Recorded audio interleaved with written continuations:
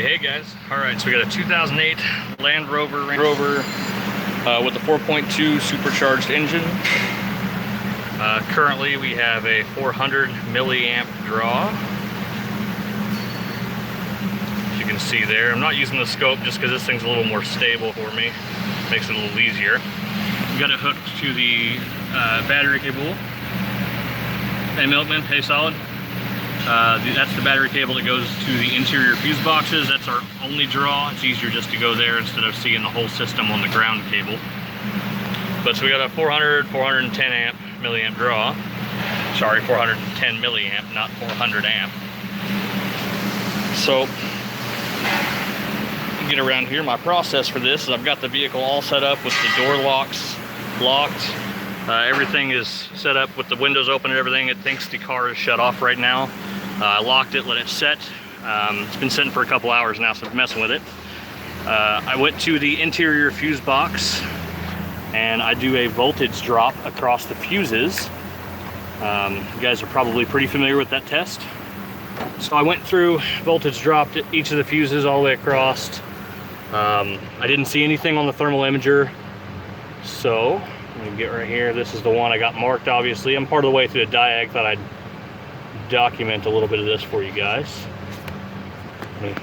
Sorry, it's difficult to do this with one hand. Need a shop helper if somebody wants to volunteer. No volunteers? Okay, fine.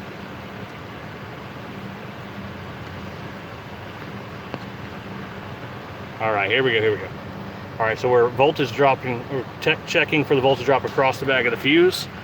We've got approximately 1.6 millivolts. It's hard for you guys to see that. Oh, I moved. Hold on. There we go. We're about 1.6, 1.7 millivolts of voltage drop across the back of the fuses. So that tells us something there. Power Probe has done a whole bunch of work for us. They have a chart here. So for an ATC type fuse, this style, we have a 15 amp blue standard, and we're reading a measurement of about 1.7 millivolts of voltage drop across the fuse, which equates to about 354 milliamps of current through that fuse. So that accounts for everything but about 50 of our draw, which is just on par for being right. Let's see, what hands say? Amp clamp plus voltage drop across fuses is my favorite way to check parasitic draw. Mine too, if thermal imager doesn't give me what I'm looking for. So at that point I went, all right, so we pulled the diagrams. Let me get here. So fuse number 49 in the P, 49P passenger compartment. That comes out, goes to a SJ Splice 300 series, so it's probably around the middle of the car. So I didn't want to pull carpet. So where does it go? It goes to the audio head unit. Okay. It also goes to, on sheets 3 and 6, there's PX and GG. So this is sheet 3.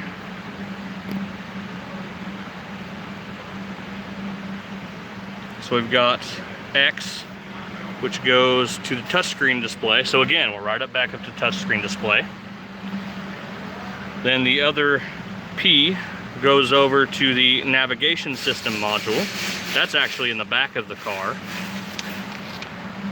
And then sheet number 6,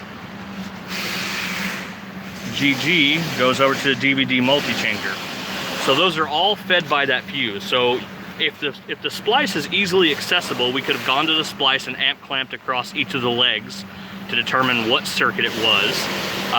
But this is where I decided to revert back to the thermal imager because the fuse itself was not hot, but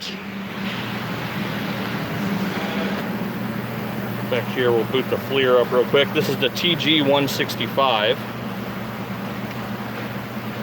With that, this car's been sitting here for a couple hours, so there's like the rear passenger fuse box. It'll probably be very difficult to see anything. Pretty much nothing. Let's take a look over here though. Look at that. that is, you can see the laser, DVD. So we'll put that on. That DVD player is smoking hot. Over 100 degrees. And that was covered by this paneling. So, now I'm not done. I'm not going to condemn a DVD player. So you guys are caught up to me now. Any additional information from this point I haven't figured out yet. So on the DVD multi-changer, we've got quite a bit of information going on here. There's a lot of communication between the rear seat entertainment module. Let's see, there's our earth plug-in, it's our ground. There's another power in. I didn't even look on sheet 5 yet. I literally haven't done anything else past this point. I will probably have to let you guys go and continue on. I'm trying to keep them short, under a couple minutes. I'm already at 6. But we will probably end up with this DVD multi-changer being bad. But what I would do at this point now is I need to figure out my turn-on control, which if it's network related, which it doesn't appear so, probably be here. So I've got to get that DVD player multi-changer removed out of the vehicle, go to the back of it, check the wiring, check the description of operation, and determine what tells this thing to turn on. Most likely I'll find that whatever it is not happening, and internally there's probably just a relay hung open or something and the multi-changer's bad. But that's how I got all the way to this point. It's pretty quick, probably in it, I don't know, about an hour maybe total, with pulling diagrams and getting stopped to help other people. So, all right guys, we will see you next time. Thanks for hanging around.